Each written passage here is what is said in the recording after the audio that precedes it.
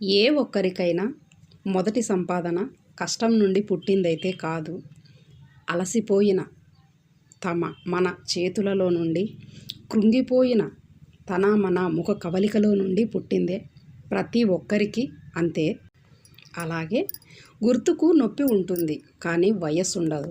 అలాగే మనసుకు నొప్పి బాధ ఉంటాయి కానీ గుర్తించాలని కానీ తగ్గించాలని కానీ తీసేయాలని కానీ ఎవ్వరూ అనుకోరు.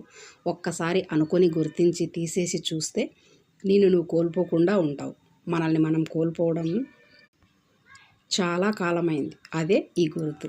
అలాగే వెన్న నెయ్యి రూపాన్ని దాల్చేసరికి తనని తను ఎక్కడి నుంచో వచ్చి ఎలాగో కోల్పోయి ఈ రూపాన్ని ఇస్తుంది. అలాంటిదే ఈ నెయ్యి కూడా.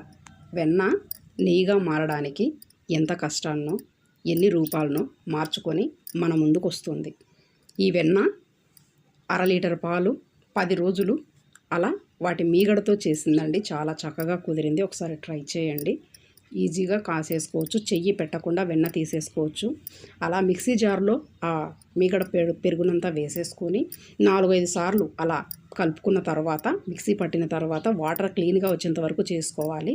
నేను వేసిన ఇంగ్రీడియంట్స్ అవి ఎర్రమట్టి అండి, షెగ్గూలి అంటారు నల్లగా ఉండేదాన్ని. అది కందిరీగలు గూడు పెట్టుకుంటాయి. ప్రతి ఇంట్లో అవి పెట్టుకుంటాయి. కాకపోతే మనం క్లీన్ చేసేస్తూ ఉంటాము. అది ఇలా నెయ్యిలో వేస్తే ఫ్లేవర్ కానీ టేస్ట్ కానీ చాలా బాగుంటుందండి. ఇది పాతకాలం మా నానమ్మ కాచేది ఇలాగే, మా అమ్మ కూడా కాచేది. వాళ్ళని చూసే నేను నేర్చుకొని కాచాను. చాలా చక్కగా కుదిరింది.